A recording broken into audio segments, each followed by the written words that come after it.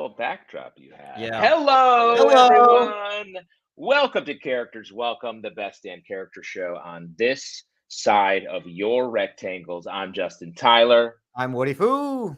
Joining me tonight, we are coming at you from two different coasts, bringing our Mm-hmm. unique coastal elite experiences from either side to bring you a great character show. Woody, you've been in LA, living there for what are we 2 months. saying? 2 months? Great. Yes, I was 2 going to months. guess three, but it's just because the absence makes the heart grow fonder. How is it going out there? I don't like it. Great, great. Oh wow, you're very comfortable I do saying not like it. I hate it out here. Wow, that usually it takes a solid 6 to 9 months before people's like, fuck this place. Well, look at you. Everyone I talk to is like, it takes anywhere from 6 months to 4 years to get into it. And I'm like, Jesus Christ, don't tell me that. Yeah. Great. Well, do you want to talk about that or about fragile place? Yeah, I mean, this is kind of like anyone from New York who moves to LA, like their favorite thing is comparing one to the other, right? And Yeah. to be fair, it's a very fertile conversation topic. The main thing is that it is literally the opposite of New York in every conceivable way. And those first 2 weeks, it feels like reality itself doesn't abide by the laws as I understand it, being a New Yorker. And so it feels like the Wow. entire city is like gaslighting me at every corner. I'm just like, what is real? Like, apparently this whole city thinks something else is real. Uh, well, that's interesting. I feel like New York is aggressively in your face, like, this is who I am at all times. And Yeah. so, I mean, going to any city, I feel like is a step, and let alone moving to LA, which is sort of the center of gaslighting Yeah, it is. by It's your, where they invented it, in fact. yeah. Well, is there anything you love about it? You look Um, very tan, may I say? You Thank you. like a Thank you. lovely The food color. is good. My main thing is the food is very good. Cannot complain. Nice. Mexican food, obviously amazing. Thai food, very good here. Um, Everything I've eaten has been very good. There it is. Great. And what do you miss about New York? Oh, So if we're like without, I know you're going to start crying in a minute. So as soon as you start crying, we can start the show. But I miss my uh, character's welcome family, Justin. oh wow, that's beautiful. I Well, know I miss going to Union Pool 15 minutes before the show starts with an IKEA tarp bag filled with props that I will use for a 3-second bid on stage and then have to get on a train and take home right afterwards. surely it's the same thing out there, except you just have to get them out of your car. You Yeah, don't have yeah, to yeah. bear the shame of walking in public, being like, "I'm a clown Yeah, with my exactly. bag of tricks." Exactly. So you get to hide your shame. I think that's the main advantage. Oh man, start gaslighting for real. Well, Um, there's no enjoy it for as long as you can. I feel like you've been busy on a work front. I guess you made a lot of that stuff before you went west, but Yes, I did. I booked a bunch of stuff right before I left. And then hilariously, the first thing that I booked in LA was in New York. So I had to fly back to New York to shoot it. I saw you and I was like, wow, this guy didn't last very long. Like 8 days. You're like back. Yeah. On day 7, I was like, I can't take it anymore. Yeah. Well, that's exciting. At least we were talking about you last week, where Raisin Delta says it's Woody Fu, the man Justin pronounced as dead last week or so. And I just want to say, I didn't pronounce you dead. I think Eric was talking about you as if you were Oh, dead, and that's I funny. was calling him out on that. I saw that Eric was recording his SNL reel. Yeah. And that's a thought that like came and went in my mind like last week. I was like, because someone my rep emailed me about it. I'm like, should I do this again? Yeah. And you know what I mean? And like that feeling like overtook my entire body. Yeah. And what did Um, you do? What did you choose? right now, I mean, the deadline is a week from now, Yeah. as far as I understand it. And I'm like, it couldn't hurt, but also Oh I man, don't the want ultimate to, but also crossroads. I should. You know what I mean? It is that inherent thing. God, it's that feeling sums up the whole thing.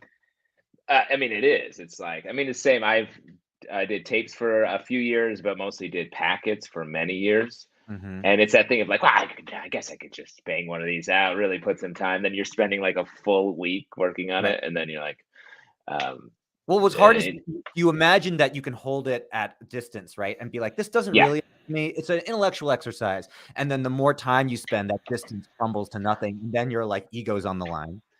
Ah, it's a beautiful business we all work in. We are talking this is inside baseball with Justin and Woody talking the most choppy shop. Definitely healthy, says Jorge in the private chat.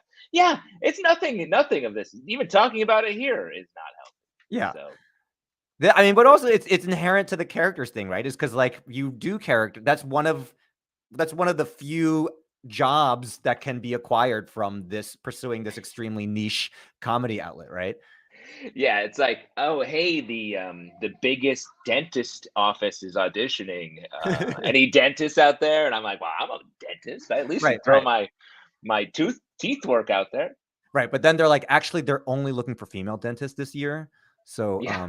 Or it even gets more specific. They only want like really thin dentists right, from like Chicago area. It's like thin Chicago dentists? Get the fuck out of here with that. Open your eyes. right. And then the person that becomes a dentist is actually like a larger dude from LA, and you're like, what? They told me they were only but they was Exactly. And you find out later that dentist does stand up and doesn't even practice dentistry. It's just a stand up that they hired. You're like, I got to stand up trying to fix my teeth. That's not what I want. But his skill set is completely not applicable to the job that he got. I went to dental school, for fuck's sake. For years, I'm still in dentist school, even though I'm working on teeth every fucking day. I went to dental school in Montreal. Yeah, exactly. A very cool dental school. That's a big platform for dentists who are really good at cleaning teeth. I'm losing touch with the metaphor a little bit. Yeah, no, it's strong. It's strong all the way through. Don't question it. Yeah.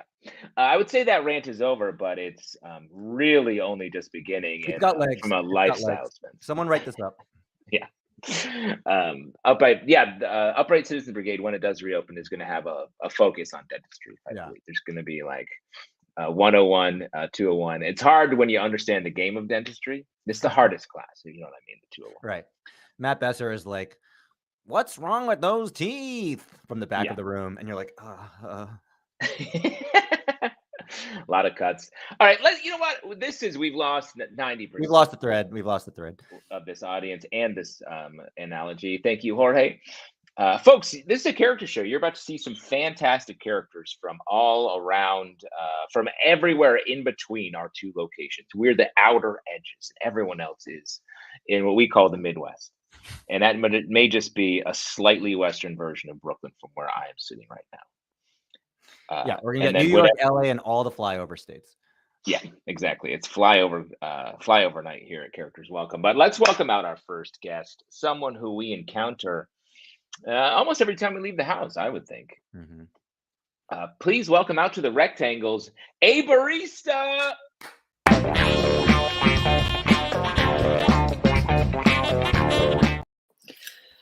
Oh, I hate this place. Oh my God, Sarah, so good to see you. Thanks so much for hanging out with me while I work. You want something? I'll literally make you anything.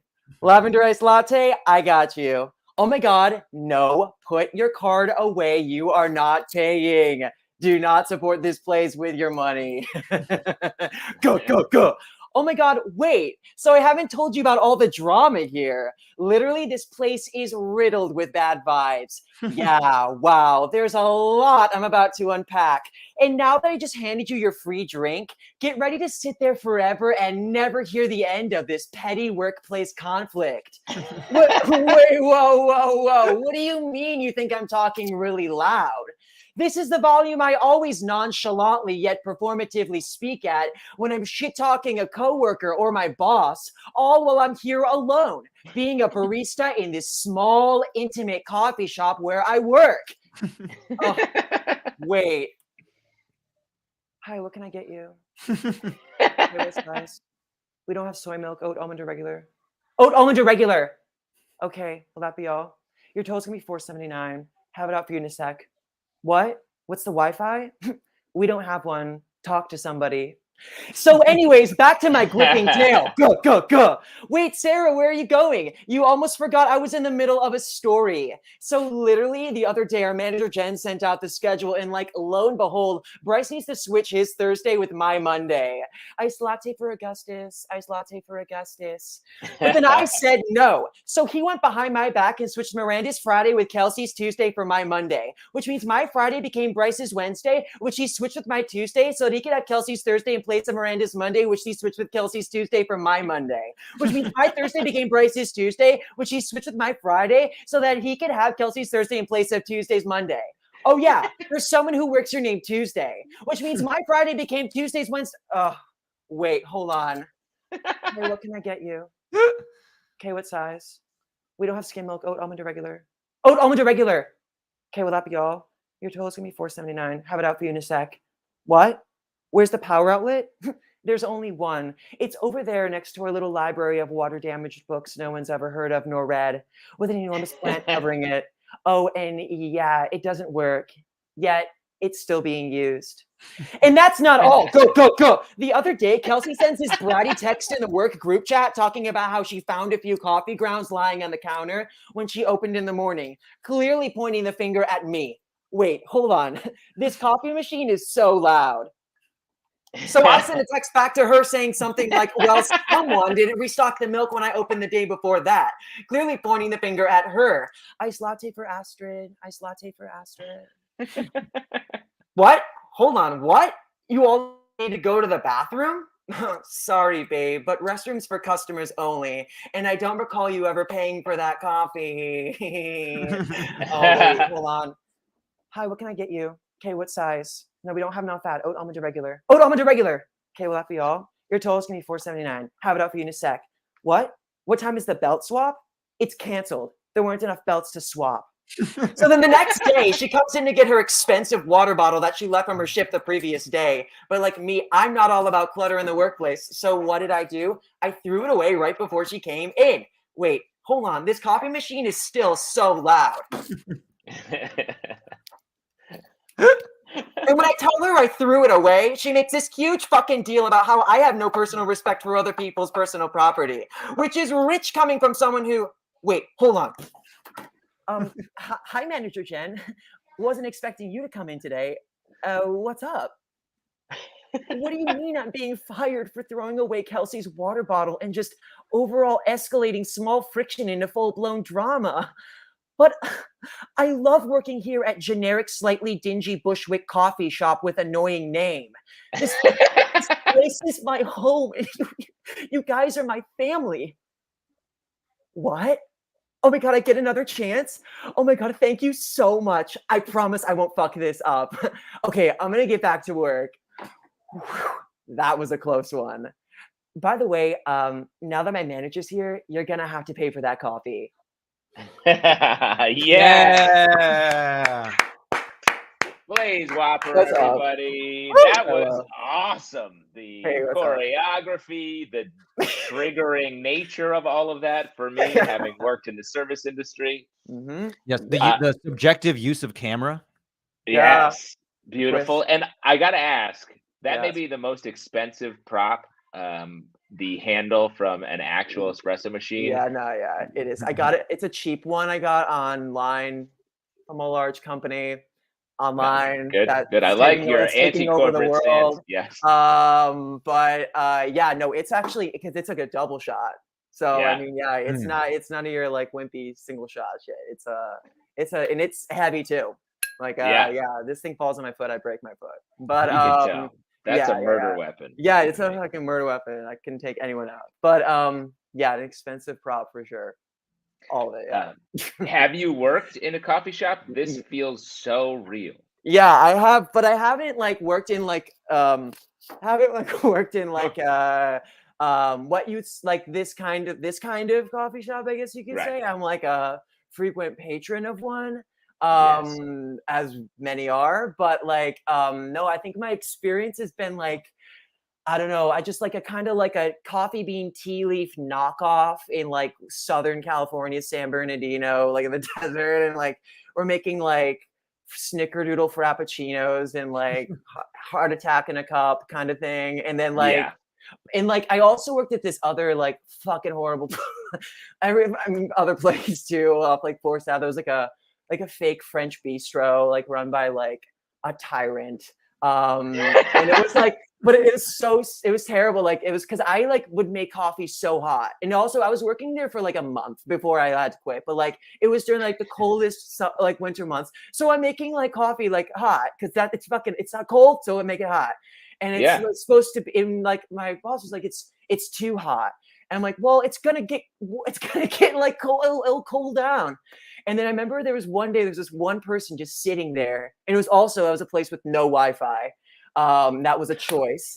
And then like, and like I remember like the person was just watching me make it, and she like intercepted me. She's like, wait, let me feel this. And she felt it in the cup, and she's like, this is too hot. And I was like, I think it's fine. And she's like, you do? And I was like, well, I think it is. And she says, hold your hand up to it and feel it.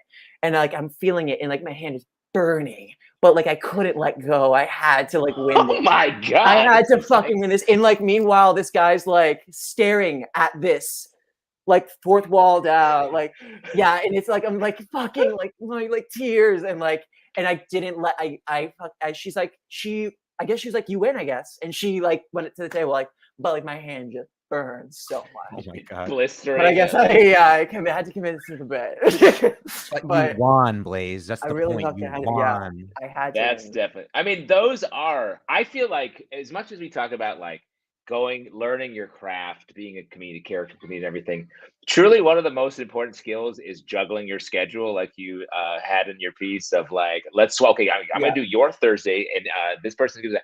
That is how I learned to multitask, because I was like, the stakes cannot be higher. I might have a commercial call back in 5 days. I need to flip this whole thing around and work 4 doubles to make sure I can maybe go to this thing. No, it's in like at the place I'm at right now, which is like a restaurant like in Nolita. It's like, it's constantly just always like when the schedule comes out, and it's always like this like weird indecipherable multicolored spreadsheet that like doesn't make sense with all like these empty cells, and like you can't fucking like understand it, and it's just like everyone just like jumps on it. It's like it's like there's never been like in the history of existence ever been like a schedule where everyone's like, this work, like perfect, this is perfect, right. This is the schedule to end all schedules. It's like it's and like this is just funny because I actually was in a coffee shop, and I just remember overhearing like someone just drag their coworkers because like someone wanted to switch, and it was like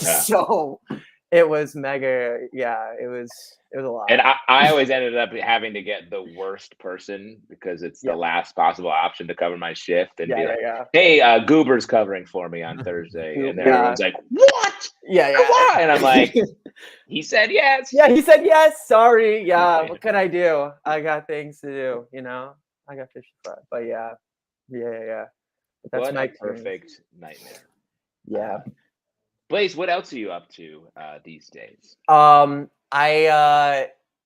I mean, I'm just like, I just moved back like in October. That's like more than half a year now. But I mean, I've been back in October, so I mean, I've just been just doing things, doing little things here and there. Nice. You moved back to New York from LA? No, I don't. I mean, I'm originally from Buffalo, but like my family kind of relocated to like San Bernardino, Riverside County. But like I was just out there. I was working on like a fringe show stuff, working on a fringe show in like a garage or like your own fringe show. I did it like at Denver. I kind of would like to redo it again. What is it? What's it about? What's it about? It's about a coming of age kind of thing, I guess you could say, with like lots of clown and stuff in it. Because I did like a clown school, so like I was like really inspired by like all that kind of stuff. And like a person's journey to find like true love, and then figure some other crazy things along the way. Are you taking it to Edinburgh this year? I was actually supposed to do. I did this other show in Canada with like one of my really good friends. We were supposed to bring to Edinburgh, but like money. It's expensive. Such money. It's a lot. And like, So I mean, and I'm just a terrible planner. Like I think the both of us were like, we got it. And like, then it comes and you're like, "Ooh, we don't got it," and then so we Yeah. gotta like postpone it. But the following one is like when hopefully that's gonna be happening. But yeah, that's in the works, and I got like an improv class show coming. I mean, like things like I go Hit it, plug improv it. class show at BCC. Yeah, so there's that, and then yeah, that's it. Pretty much. That's awesome. That's very Yeah. cool. It Yeah. sounds I'm exciting. I'm very like happy that you're taking the show, like that you're deciding to like not let this prevent you from taking it in the future, because I've been thinking about Fringe a lot recently, and it's so cool. It's so great. It's the greatest. Yeah, I've never been. You both have been, or is it, or have you To Edinburgh? Yeah.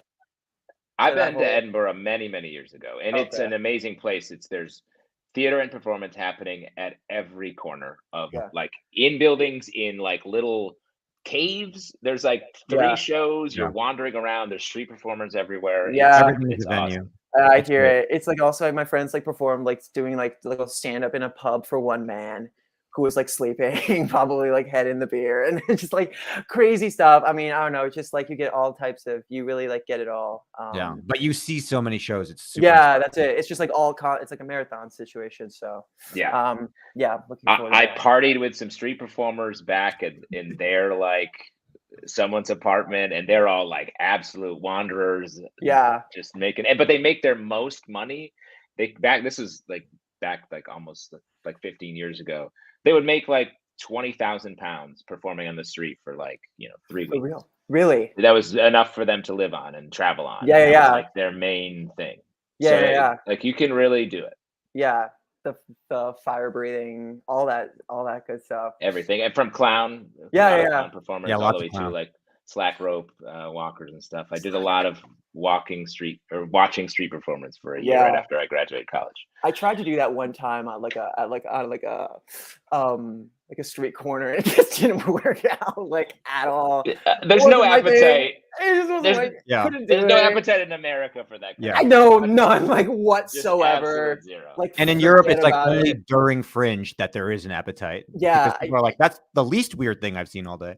Yeah. Well, it's just people standing and walking a slack rope and then screaming jokes, and I'm like, this is actually pretty cool. Yeah, I'm here for this. No, absolutely, but yeah, not the case here. I mean, just like No. But hey, it's a place for everything.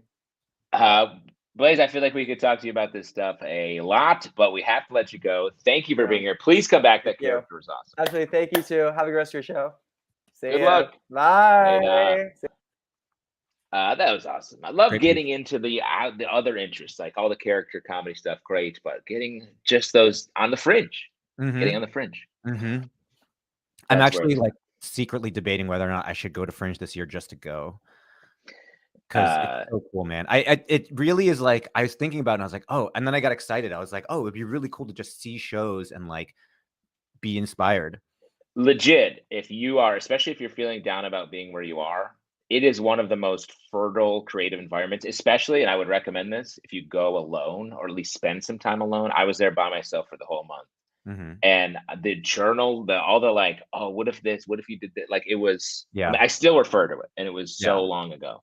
Not to get super nerdy, but like after 2018, I went in 2018 and I saw a ton of shows, and like my big realization was like, at the end of the day, everyone's trying to do the same thing, right? With like, and you have like 5 things at your like that are given. There's like lights, sounds, video, your body and self and voice, and audience. Every show has a maximum of those 5 things that you can activate. And so it's like, with that, there's like a jillion types of shows, and that's what was so cool about it. I was like, oh, you can like, any idea can be like theatrical. Like that's why I think Eric would love it, honestly, because it's like so much stagecraft. He would lose his mind. 2024 characters welcome Edinburgh. Doing a stage show, because we could also do busking performances. Honestly, that would be a really cool idea. Dope. We could put together a small group. We can talk about this later, but this is a good idea to hold on to. Folks, if you want to support our recently birthed idea of going to Edinburgh, Scotland next August, please throw some cash in our business Venmo. It's how we pay Jorge, who does most of the actual heavy lifting here.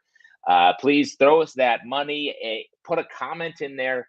If you do, we will read it aloud, no matter how wild and weird it is. We will say it, and we get a lot of comments on these, specifically from one person, Robin Richmond, with our recurring segment, Jeer Gyry, where we read aloud a comment that Robin has put in the Venmo over the course of the weeks and months. Dear Gyry, I'm one mental breakdown away from secretly becoming a SoundCloud rapper and never telling anyone, except I guess I just did, huh? Well, I haven't done it yet, and if I do, I probably won't tell you unless I can't think of anything better to say in this fucking Venmo. So see, that's like a confessional. It's a true Gyry. It's almost like a cameo paying you, Justin, to say whatever script that they write. And let me be honest, I don't read them until this moment. Yeah. There's not a lot of QC on on the Jeer Gyry segment. It's like a Stefan bit. 100%. So, Robin, know that these are all read off the dome. So if you want to get me to say something especially stupid, you have that power. But yes, we toured up to Edmonton, Hartney, Eric, and I last summer. Edmonton up in Canada, and we had a blast. Yeah, it was so good. We did the Edmonton Comedy Festival, the Improv Festival, actually, and they had us headline one night, and we did workshops. We're doing characters. No, we did characters. We did our character show, and then we also, did improv with other groups. And I did this like sort of instant class into show thing where we did sort of improvise, not tragic things, but things with like cultural depth.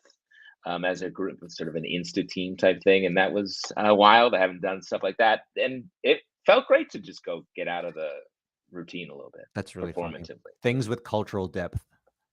Well, like, I don't know how to say it, because it's like it means something different to everybody. It's what this person thought was like edgy, but it was like, everyone should vote, and like we should take a look at race in this country. I will say super. With characters specifically, you mean? No, wait, this was with improv, but okay, yeah. Because I was gonna say, I have found that the JFL bits that I remember are the ones that do that, like Thomas's like gun piece, his like school guns in school piece, like that. I feel like it elevates the set when you have like a topical, like a hot take on a topical thing. Definitely, and if you can land, I mean, we were just talking before we started about this impending submarine disaster that we're following, and talking about how a lot of people are making sort of insensitive, mean jokes, but there are ways into it comedically that you could do something, and like that is like definitely a viable. I feel like we're talking like business. We're talking craft. We're talking the craft. This is Patreon stuff, man. This is inside Patreon stuff. This is inside Patreon. But here, let's show off the craft with another character. Very excited for this next guest. Can't believe we got him. I imagine he's probably working most nights this time of year, but very excited to have him. Please welcome to the Rectangles, a baseball announcer. Yeah.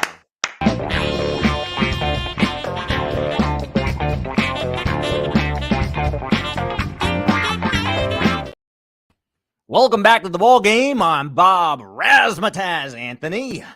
We are in the bottom of the ninth, and it's a corker, tied at 0-0. Oh, doctor, I know baseball can be boring, but today I feel like I'm in hell. Fans on Twitter are saying I'm unusually honest today, to which I say, this is the most uneventful game I've announced in 20 years. I would rather describe a dog take a crap. Folks, I remember the first game I called. A streaker ran across the field. Mark McGwire hit 17 home runs, and it was 9/11. Stuff like that just doesn't happen anymore. Ooh, what's this? Holy cow, finally some action. A bird is slowly walking across the field. Let's put that up on the Jumbotron. Oh, this bird has patience and athleticism, and I wish it would pick me up and fly me the hell out of here. All right, Chiaffi at bat. That's a dumb name. Looks like he doesn't like his bat and is going back to the box to change it. Wow. 1, 2, 3, 4, 5, 6, 7, 8. That's how bored I am. I'm counting. Let's see here. Bleachers are new. How about that? I don't mind telling you folks, I am losing it. I wish Gina Davis was here and would catch a ball with her bare hands and do a split. That's baseball. Let's see. Oh my God. Yes. This is incredible. Here we go. Yes. I just scored a personal best on Candy Crush. Meanwhile, the catcher is walking to the pitcher's mound to chat. Wouldn't it be nuts if they kissed out of nowhere? God, I wish they'd kiss. Just lean over and kiss him on the mouth. This game is unwatchable. Do a backflip. Okay. Finally, Chiaffi is back, and they called a timeout. Fuck me in my fucking dick. I want to apologize to the fans, not for my language, but because you paid money to be here today. And an extra apology to our season ticket holders who must be feeling like a Reddit forum for cucks. Well, we got some time, so I just want to go over some of my ideas I've been writing down. These are my version of fantasy baseball. Let's see here. Some ideas. Make the baseball a football. That's pretty nuts. Whoever's got the ball has to tell the truth no matter what. Let's see. Release 800 live crabs onto the field. Anytime there's a home run, the hot dog guy has to eat however many hot dogs he's got at that moment. Introduce a paintball sniper. Make chewing tobacco very spicy. Knuckleballs are human knuckles. Not sure what that one means.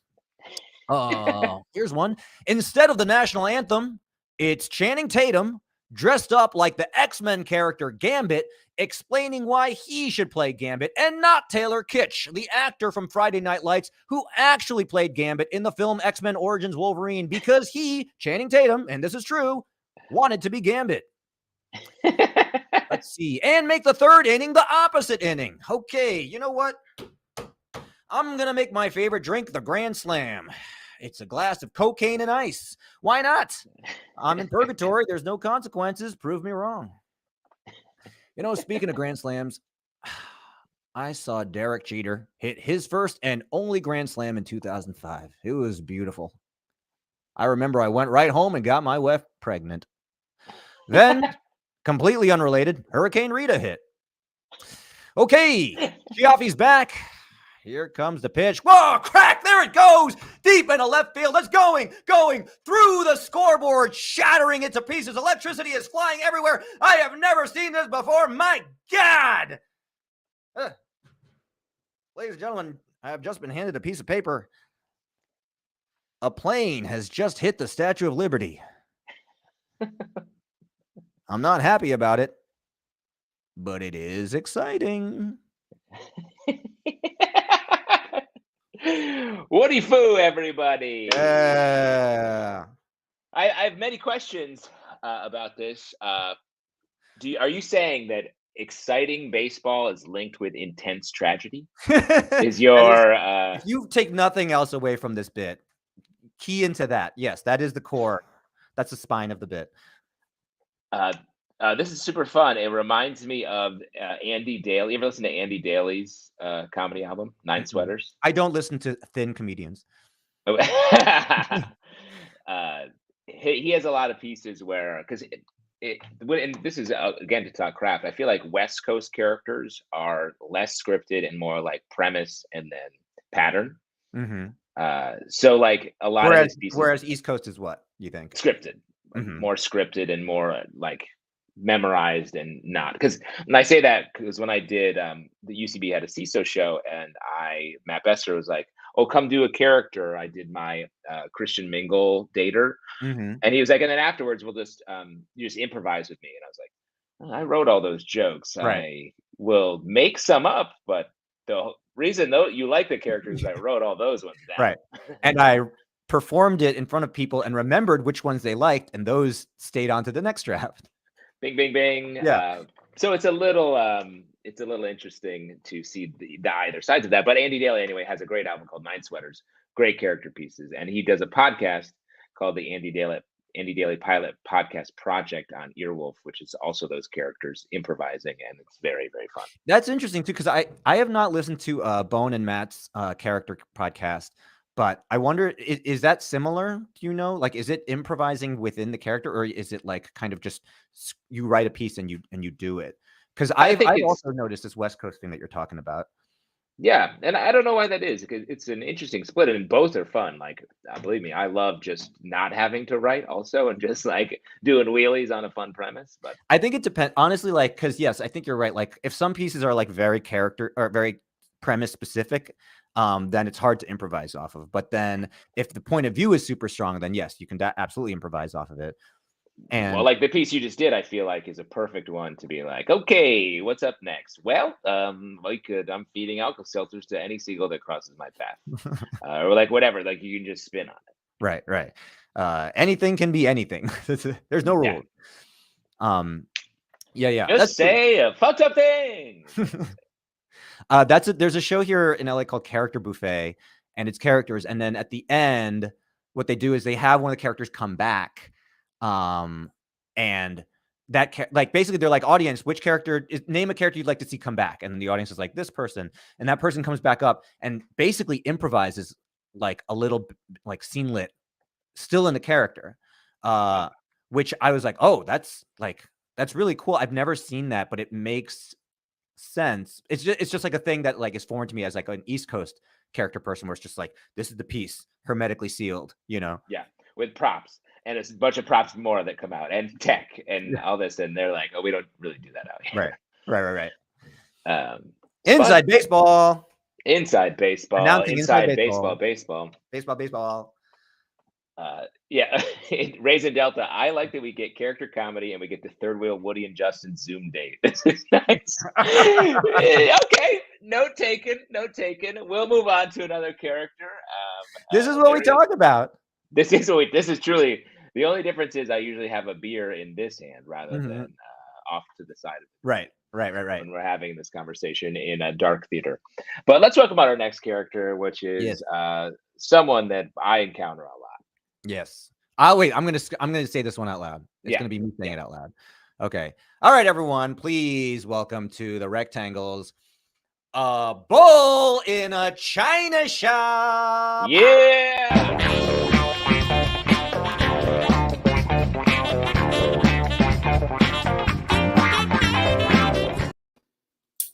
Oh, hi. Yes. I'm wondering if you have this plate in a set. I love it. I'm just here shopping around for my registry. I'm getting married, and I think this plate would be perfect. Okay, why won't you show me this very pretty yet very fragile plate set? This wouldn't have anything to do with the fact that I'm a bull in a china shop, would it?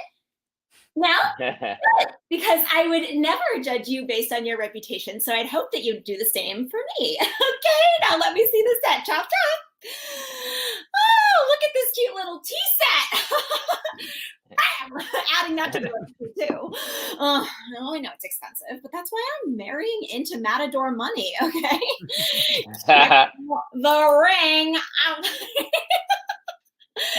Proposed in Spain right after the fight. I know. So romantic. Take it out. Yeah. He received lots of roses, and all the passion is just so flaming, all the time. He's also a Taurus, so yeah, we go hard. The plate set? Yeah. No, I'm still waiting. What was that? That crash? Oh, you just assumed that was me? I didn't even move, okay? I'm not going to pretend. I'm going to pretend like you didn't say that. Yeah, the plate's set. I'm waiting. Oh my God, this is going to go so well with my wedding theme. Barnyard, baby. I'm just a barnyard. Okay, I have all my beau maids wearing blue. You can't do red, right? So let's not too much of a pig. Got to keep the otters covered. All right, let's see the picture. Yeah, I want that. Adding that to the registry. I'm feeling a little peckish. I could really use a bag of grass. Throw one of those on there too. Don't look at me. My hooves are clean. I'm sorry. Are you saying I broke that? Wow! You know what? You have been treating me like a common mechanical bull this entire time, and I do not appreciate it. I didn't want to say this, but I'm actually part of the Ferdinand family. Yeah, famous one. And I don't Ferdinand or my grandfather, the charging bull of Wall Street, would appreciate you being so rude to me and making so many unjustified judgments about me. I am a smart bull, and I belong in this China shop just as much as you do, if not more. You know what? I think I should call security.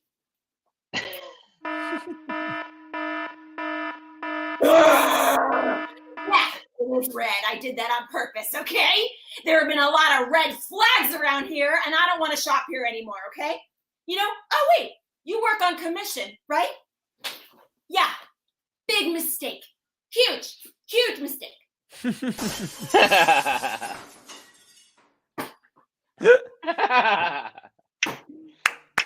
Yes, Taylor.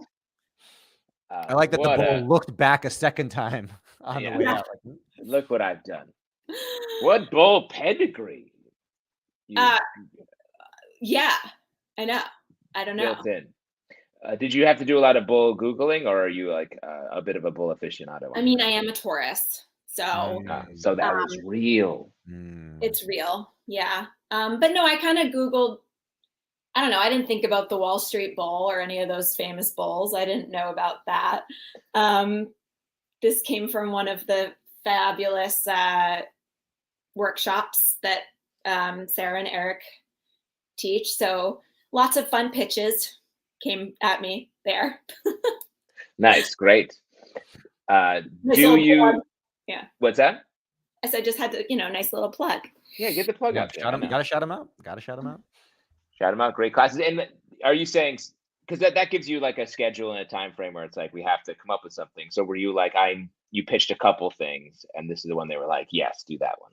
Well, yeah, I just thought I don't have as many conceptual characters. I'm starting more, but so I was like, oh, I like that saying because I always feel like I'm a bull in a china shop. And it's funny because I used to be a ballerina, so you would think that I'd have some grace, and I just don't. So wait, are you saying you go into places and physically wreck them, or are you saying like more metaphorically? Oh wow, no, like I like fall into things all the time. My nickname used to be Tippy.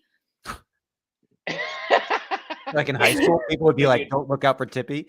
Yeah, she just like tips. Like I just tip. What situations earned you that nickname?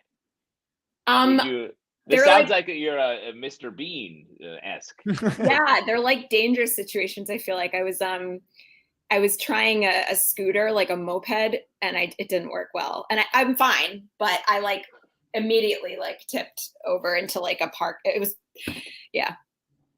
Things like that, but also just like standing sometimes in line, like I'll just like fall over. Yeah, I'll just fall over into like other people. And my nickname also growing up, my real nickname is Taylor. That's like where my social media comes in too. And like my whole family still calls me that. So it's sort of like Tippy Taylor. I don't know. It kind of just like fed into each other. Tippy Taylor. Tippy Taylor. Approaching children's book character. Yeah. Don't. Yes, I do. Think about it. I'm gonna do that. Great to know. You pursued grace in ballet, but when you weren't dancing, you were literally smashing through things then off front. That's actually, maybe this is where this character goes, actually, Justin. I think this is good. I feel like it's weird because I actually do have good balance in like when I'm focusing, like in ballet, in like whatever, I don't know, workout, whatever. And the second that I'm not on, yeah. That's like a consummate professional. Like when it's time to go to work, you're like, yeah, I'm like, I got it, but you couldn't see, but my leg was, yeah. In the real world, you're just pursuing physical comedy at all times. Yes, basically. Yeah. What do you have to plug out there besides just seeing you on the street, falling backwards into a fence? Tipping. Yeah, you're talking about Edinburgh, and I'm like, oh, that sounds great. I'd just be like a clown all the time. That's amazing. on the streets just falling into people and call it, my set. And it would be. Anyway, Red nose. Getting £5 from it for it from strangers. Exactly. Yes, £5.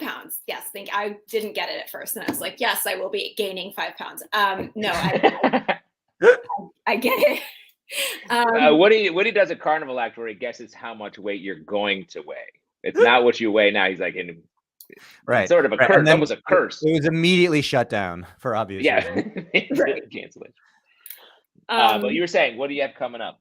Oh, I'm doing a guest appearance on I'm not sure what it is yet. I'm doing like a guest in a sketch tomorrow at Star Bar in Brooklyn with a group called Pretty Funny Comedy that I work with a lot. And next Thursday, and Jill Lindsay in Brooklyn, I do a monthly show there, pretty much variety. This theme is Pride, so it's going to be real fun.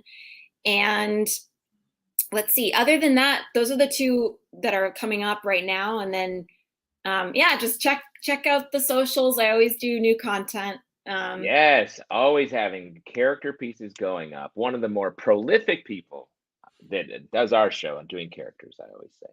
God bless. God bless. And you can always see what I thought that was. She's tipping. Real. She's tipping. I thought that was real. What? Put her up right. No, thank you. That means a lot, Justin. Thanks. Also, always looking for new impressions. So if anyone has any requests, I do lots of them. I try. There it is. Hit her up at Taylor G or in the comments here or on the Discord, which Jorge is dropping into the chat. Taylor, thank you for being here. We'll have you back, no doubt, very soon. Thank you. Bye. Later. So fun. Love learning. Have you ever broken something in a shop? Like a fragile, breakable item? I broke with my mom, and this was only a few years ago, so I was definitely an adult. I dropped a watermelon in her small town grocery store, and it was like I cursed the mayor. Everyone was like, what, how did that happen? My mom was so embarrassed. I was like, I think it's just a watermelon. They're very breakable, especially when you drop them. But I was like, I was the martyr. I was cast out of the town. Basically. Yeah. But that's also like, this is not a big deal. I can pay the 40 cents that it costs for this watermelon. I'll get another one. And also, this one's still pretty good. It just has a crack in it. Yeah. Let's not throw it away. So that was maybe the most surprisingly disastrous thing I've grabbed. Yeah. I broke, what was that? I was in a museum one time in the gift shop, and I had like an umbrella sticking out of my bag, and I turned and hit this thing. It was like a plate or a bowl or something, and it fell and shattered. And it's one of those things where you're like, you hear it and you're like, man, some poor fuck. Yeah. And then suddenly you realize with immediacy and alarm that you are the poor fuck. And then plus, and then you immediately die of embarrassment. But then this was in Canada where they're so nice. And this woman's like, I will come and sweep this up for you. And I'm like, no, this is absolutely I need to shamefully clean this up myself. Yeah. I'm going to cut myself on this glass. Yeah. I need to show you how regretful I am of this. Yeah. I must atone. Yeah.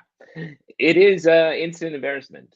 It's a shame. But it's good if you experience those absolute public failures every now and again. I feel like it's easy for you to say watermelon. Yeah. Wow. See, I knew it. Easy for you to curse on my life. It's gonna follow me to my fucking grave. Yeah.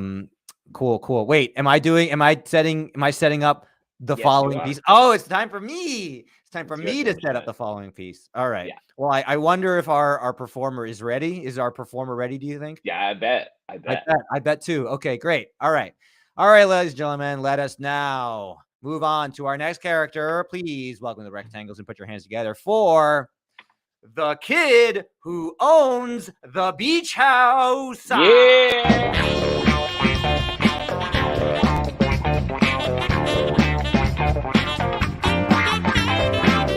Schönes Mädchen, komm doch noch rüber.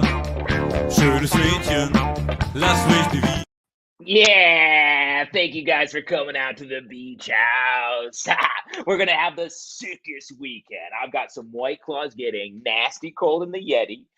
Hugo and Bone Zone brought their guitars for the campfire, and our personal chef, Girl Fieri, yep, is cranking out some authentic poke egg roll taquitos, my favorite. And as always, there's only one rule: don't go near the ocean. Don't go near the ocean. It's so big, and there's like a million fish in there. The waves are made of water, but it's so salty and it hurts to drink it. So don't go near the ocean. All right, fun. We have so we have you guys out in cabin 69. Spoiler: all the cabins are numbered 69. Sick. The Wi-Fi password is all the lyrics to Third Eye Blind Semi-Charmed Life in lowercase with exclamation points everywhere.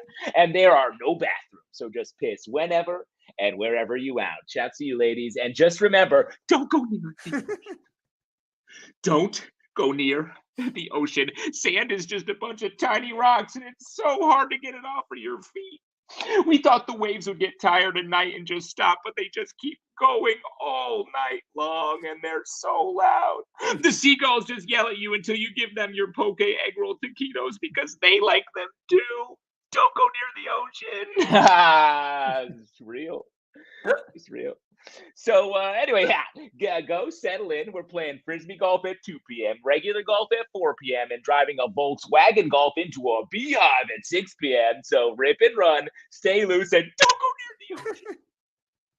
Don't go near the ocean. Sunscreen is sticky, and it smells like what the beach already smells like.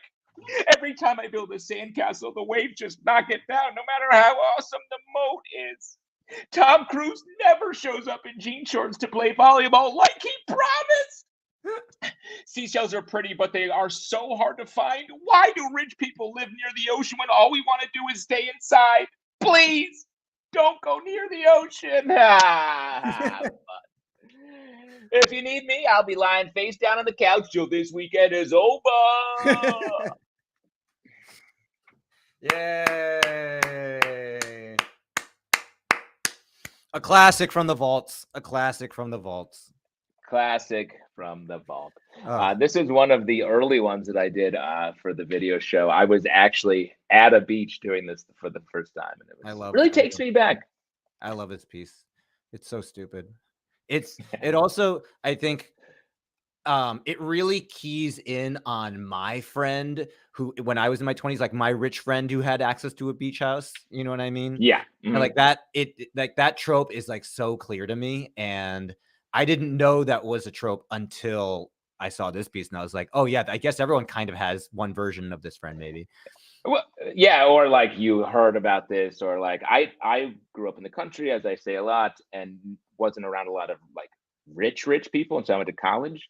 And I was like, oh, wow, this is a whole type that I'd never encountered where it's like, yeah, man, we're rich and we do fun things all the time. But really, we just go to like an expensive place and sit. Like, oh, okay. Yeah. It was during one of these weekends that I was introduced to Four Loko. Yeah. Oh, yeah. And oh, my God. I thought Sparks made you crazy. Do you remember Sparks? Sparks was like the... Oh. Yes. Sparks is like Green Day and Four Loko is like Blink 182. You know what I mean? Yeah. Is that metaphor clear? This is like a thesis. You should be graduating college with this. It was like Four Loko was like, oh, I get it. Fuck you. I'm louder and snottier. And so Four Loko, I remember that weekend, people went like, you drank it and became immediately blackout drunk. Like people were like throwing lawn chairs across the pool. It was like insane. Your brain splits in half and your body can't fix it. Like I was never really, I don't like sweet drinks, but I did a sketch for College Humor, a Boardwalk Empire Four Loko sketch. And I had to drink them all day and I was fucking ruined. You had to in-camera drink a Four Loko? I had to sip them and like do the whole thing and like pouring them out everywhere, and I didn't even have that. They required you to drink? No, they didn't. No. They didn't require me, but like you chose to do this. Well, you crack it to take the, and I was like pouring it, like it was just part of the joke to like have it in my mouth a little bit. Sure, they were never making me drink it, but like I definitely was consuming it in bits and pieces, and just like it makes you tired, but like wired at the same Yeah. time. No, it's crazy juice. It's like if you've ever gone to New Orleans, if you ever go to Bourbon Street in New Orleans and they give you like those crazy like slushy booze drinks, and Yes. like Oh it yeah. just you get a hangover in real time while you're drinking it. Like it just skips the drunk. It just goes straight to hangover. Yeah, exactly. It's like a punch in your heart. Yeah. Um, Disgusting. but anyway, yes, fad, absolute fad. Is there a modern version of the Four Loko now? No, I mean now it's or something like hard seltzer has kind of taken its place. Hard seltzer, but I think the closest version is like getting a beer and drinking half of it and being like, "What?" and looking at the can, being like, 11%. Why is this a thing? Yeah, like all the craft beers now are like 16-ounce, 11% beers, and I'm like, when did this happen? Beers should, like the unit of measurement is 1 can of 12-ounce beer, which is at most 5% alcohol. At most 5, 6 was used to be the peak, and now it's like it's like drinking a pint of shots with dipped in bread. Are they adjusting them for inflation? When did this change? Because it's definitely changed in my lifetime, and I don't like it. Well, it's almost was a dare, and I think it's actually diminishing a little bit because people are drinking less IPA, I feel like, but it was the dare of like, we can make one that's stronger and bigger and weirder. Well, in 5 years, it'll just be like a microdose beer. Like you'll just drink it and you'll be like the equivalent of like dropping a tab of acid. Yeah, I'd sort of microdose beer now by just consuming sips all day You have long. a dropper and you're just like, yum, yum, yum. Keep me cool. Keep me chill. But yes, this is like the official. Today's the first day of summer, so that's why I chose to do this piece. Yeah. Oh wait, shit, baby. Dude, we're in Cancer season, baby. My season. Nice. My time to be alive. You mean skin cancer? No. Oh, in fact, cancer. I truly I didn't know where you were going. I'm not an astrologer. My time is skin cancer time. No. The astrological sign, my friend. The astrological sign. So I don't know what bullshit astrology sign you are, but it is my time to shine right now. I feel like I'm very Libra in all of my life. I don't know. I don't do astrology too much, but I've been told that I am a epitome Libra. True through and through, Libra, true school. Yeah. October 1/5, so I'm right in the heart of it. Okay, I'm cusp. I'm July 18th. I'm at the latter end of Cancer. And what is Cancer? What does that mean?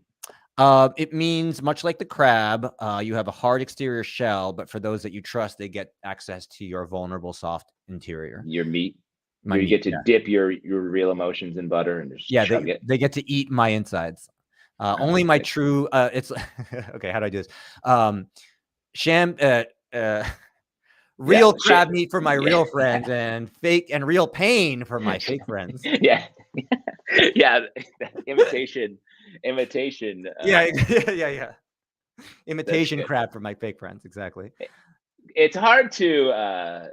Oh, look, Jorge's crafting it. It's hard to beat the real pain for my sham friends, champagne for my real friends. That's a solid pun on the order of Sister Act 2, Back in the Habit. Most perfect pun. Right. And every time I hear the champagne one, I'm like, Frank Sinatra must have come up with this. If it evokes like Rat Pack kind of vibes to me. Yeah. So whoever first came up with that, it's like Sinatra at some mafioso wedding toast. Yeah. And everyone was like, "Pain for my real friends. He's a genius." Yeah. Ring a ding. I love this guy. Have you heard of my friend Jack Kennedy? He's running for president. Yeah, he's right over there. He's right over there distancing himself from me. Physically, politically. We could talk 1960s politics all night long. But what do you say? I'm just trying to not talk shop because I feel so roasted by that last comment. I know. We got boom roasted, as Jorge said. We got boom roasted. Well, actually, this is the part of the show where Eric does his spiel. So in honor of that, we're going to just sit silently for 90 seconds. Is that okay? Just kidding. Let's never do that. Silence. Watch. That's for after the show when comedy is over, because we have 2 pieces of news for you. We're down to our last piece. Very sad, but exciting to see one more piece. And the true sad news is after the show ends, comedy's over. Yeah, we put it all to bed. Yep. And it's a bummer for you on the West Coast because it's early yet for you to put comedy to bed, but it's time to put all of your giggles and goo-gaws and tickaloos to bed. Yeah, but then in the West Coast, you get to go eat dinner directly afterwards, which is what I'm doing. Yum yum. Yum yum. As long as it's not a funny. Don't eat any funny food. Nah, okay. I eat serious food only, bro. Yeah. What's the funniest food? Real quick. I know we're supposed to be moving on, but like serious food, I feel like is easier to understand. And Fruit by the conjure, foot is like pretty funny. Oh, that's funny because it's That's a pretty measurement. Yeah. Rather than usually go on taste, but that's truly like, hey, do you like your fruits in the English system of measurement? Yeah, I think Big League Chew is pretty funny. The idea, the Oh, yeah. concept that bubble gum, that like instead of dip, it's bubble gum, and we're encouraging kids to dip. Yeah, well, for a long time we were like young boys dreamed of playing baseball so they could slowly put a hole in their lip with chewing tobacco. Yeah. And Big League Chew is the first. You know who invented Big League Chew? I think I have this correct. Who? Director Todd Field. What? Who's he? What did he direct? He directed Tar, I want to say. And before yeah. he directed Tar, he invented Big League Chew. Literally, I just typed Todd Field. First hit, Todd Field movies, Tar. Second, Todd Field, Big League Chew. Oh my God. That's his tombstone right there. That's his 1-2 punch of his tombstone. And he was an actor in Eyes Wide Shut. I have never heard of this man before in my life, but Big League Chew is my first experience of having access to so much gum that you would just be chewing a giant wet sock in your mouth after a while. Well, also with Big League Chew, it's hard to portion because you're just like, you put it in, you don't even know what's happening. Right. And you're a kid, so you're like, more gum, always better. Yeah. I'm going to go with funny food chili because it's funny going in, funny coming out. I disagree with the second half. And maybe the first half too, actually.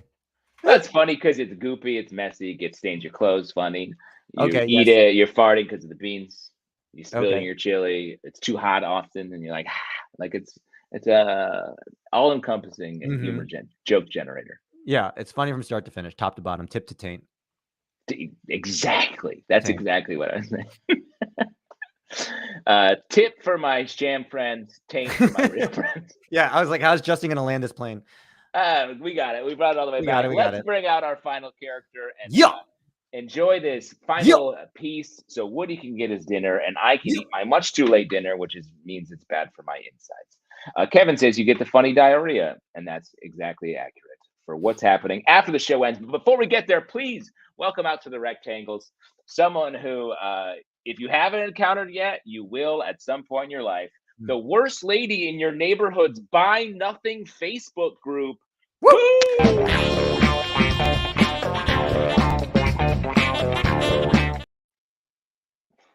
Neighbors. I have a few exciting gives, but first, Buy Nothing moderators, thank you for allowing me back into the group after I legally changed my property lines to stay within bounds. And please let me know if this isn't allowed, but I'm going to let this post marinate for 18 days and then choose a winner based on who I think is most deserving. So make sure to state your case, okay? Most importantly, the winner must take all. First, I have a box of various women's clothing sized extra, extra small. It's for very old, very small and tight, and the necklines are warped. Next, I have an ugly suitcase filled with 94 cream-colored spaghetti strap tank tops. I tried to order just one, but it turns out I ordered 95. I just knew $400 was too expensive for one cream-colored spaghetti strap tank top. Maybe you could make a quilt with them. The winner will also receive these two lightly used Bush's Best Baked Beans. I say lightly used because they've been lightly used as doorstops for the last 16 years. I have a hot ticket item, a PS5, brand new, still in the box. You will also get a half-eaten jar of Trader Joe's mango salsa. Not my thing. Okay, next. Oh, I have a fancy stainless steel mixing bowl. Full disclosure, I did use this during my home birth to catch and freeze my placenta. Not to worry, it has been thoroughly cleaned with organic soap. Oh, and if you want me to, I can throw in some freeze-dried placenta in disintegrable capsules. And finally, I have a gorgeous painted wooden dresser. Full disclosure, I bought it in 2017 from an estate sale, and it is a little wobbly, so some minor repairs may be necessary. It was built upside down and on a slant, so the drawers don't work or stay shut. They are coming undone and do not work well. It's perfect if you like broken drawers. It also it does not have a back or a front, and if I'm being real, it's more pain than wood. And you'll have to carry it down 2 flights of stairs all by yourself, as I have 2 bum knees. But I will most likely stand there and watch you carry it all the way down to your car. You could text my neighbor Willie to help you, but full disclosure, he's a registered sex offender. But I think it's only mostly for peace stuff. Okay. Okay.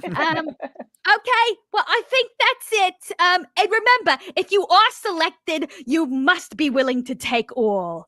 Okay. Good luck. I love you. Yes, Kayla Teal, everybody. Yeah. Thanks, y'all. This piece is both educational and very funny, because I do think not everybody knows what a Buy Nothing group is. Yes, a Buy Nothing group is a Facebook group where you can give away your belongings to your neighbors. And you have to be within a very specific, like, cross street. So it really is the people in your neighborhood. And it's supposed to help eliminate waste. So you're not just throwing things in the trash. You're like recycling, reusing things. Mm-hmm. But it always comes at a cost. Yeah. Yeah. And the cost is getting to know the neighbors that you maybe don't want to know. But what a way to bind the community together. Truly. Kathy L posts, I think I'm about to be roasted. I love Buy Nothing. I do too, Kathy. No, I really do. Most of the things in my apartment are either Buy Nothing or Facebook Marketplace. I love it. I like to do it. I mean, I have a cinder block bar behind me. So, like, I get it. I have a coffee table in my living room right now that was like half a block away from me, and I was like, "Ooh, I could use this." But it was too heavy, and I asked this random guy in the street if he would help me bring it into my apartment, and he did. So it like fully fulfilled the function of like bringing the neighborhood together. Like my fellow man helped me out in my hour of need. And that's your first LA friend, right? That was my first and last LA friend. Yes. Last. You Yeah. cut off. No more. I'm done at one. Woody, I'm also in LA, so I'll be your friend if you Okay. you really, really need one. Yes. And yes. the friends table strikes again, bringing people together. Look at that. It's beautiful. This table is cursed in that it unites people in friendship. We see Love the it. Forrest Gump like history of this table at like the Treaty of Versailles over history. What am I talking about? So Kayla, you live in LA. I do, yeah. I just moved here in September from Seattle. Ooh. Nice. What solidified the move for you? There's just comedy schools down here I wanted to study at. More stuff I wanted to do, more opportunities down here. So yeah. Yeah. We were talking with someone a couple weeks ago about the Seattle comedy scene, though, and how it's actually a pretty good scene. There's sort of good stuff going on.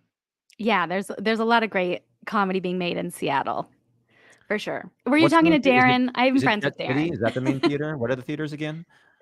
Jet City was the theater I performed at primarily, but we had a really good indie theater that closed down in 2019, unfortunately. But that's where we would trying stuff out for years, sketch and character stuff. I do think it was Darren, yes, who we were talking to, because we Yeah. definitely got into Seattle because I had toured there years ago. I think Eric has done some shows there, and it was very fun. Cool. Yeah. It's great. How are you liking LA?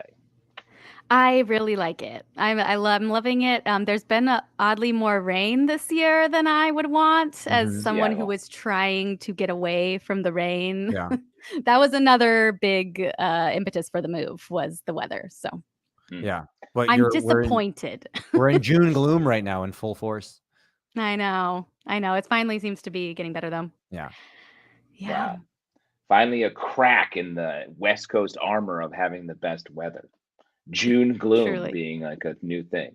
I feel like I never heard that before the last like year or two. Yeah. It doesn't make any sense. When I went back to New York in May, it was warmer in New York than it was in LA. And I was like, the world is upside down. I don't understand anything anymore. Yeah. That's you're looking for reasons. I'm looking for reasons. Well, it's okay. Kayla's gonna take you around and brighten up. Yeah, I'll take you under my wing, Woody. Yeah. show Kayla, you all the places I've found. Yeah. This is the route. No. No, not too much. I've had a couple of like student showcases and stuff, but no, I'm like starting from scratch. So yeah. Nice. What are you doing? Can you say? Is there anything you want to plug while we have you? Sure. I have a podcast I could plug. It's called Stoner Chicks Podcast. It is a weed and feminism and friendship podcast. So if you like 2 out of 3 of those things, I think you'll love it. I hate weed though. Well, that's okay. Friendship. Yeah, but it's balanced by the friendship content. Yeah. I was laughing really hard at your watermelon story. I wanted to say that I think the funniest food is the watermelon you dropped in your hometown grocery store. It's true. It went from being not funny to, and I guess technically comedy being tragedy plus time. Yeah, it's definitely my funniest food because everyone thinks it's a tragedy in that fucking small town. It's like it's an exotic fruit they'd never heard of before. Like, you harmed a watermelon? That's our star fruit up here. And maybe it sort of is. I'm imagining like the whole town coming after you with pitchforks. Yeah. Get him! Bad man. That could have fed a whole family. I guess it's a real celebration food. Watermelon. Yeah. Summer. Good point. Yeah. It's communal food. Yeah. And we're all about community. Up in the North Country, the secret red state at the top of blue state, New York. Great. Just a little like geographical commentary to end out. Kayla, do you have any class shows or anything that you said you're doing some of that now? And what theater are you sort of performing at? If you want to say or not. No. No, great. I'm That's studying a fair right answer. now. Yeah. But yeah, no, nothing else to plug. Thanks you guys for having me. This was great. Yeah, nice to meet you. Thank you for being here. Pleasure to meet you. That was such a great please come back when you have another one. Great. Will do. And good luck with Woody. He's yours now. Bye. Bye. I love when people make the background part of the character. Oh yeah. I know it's good. It's little bonus points that I'm always like, good. Yeah, We're there now. That's thoughtful. Yeah. Yeah. Time commitment. The real win. Woody, that's the show. That's the show. To all of you out there, to all of us in here. Woody, great to see you. When will we see you again?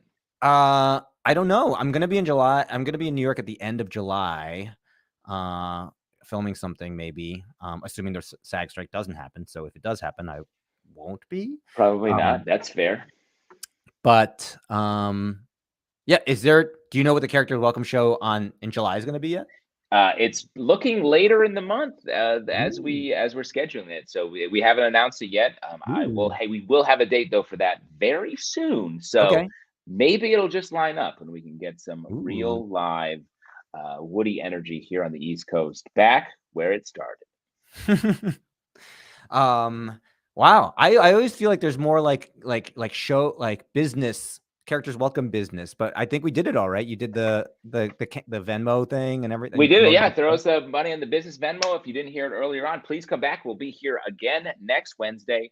We'll get the full story about Eric's tape that he made tonight and whatever other nonsense he's up to. I'll probably have to crush him at pool one more time before he comes back just to keep him under my heel.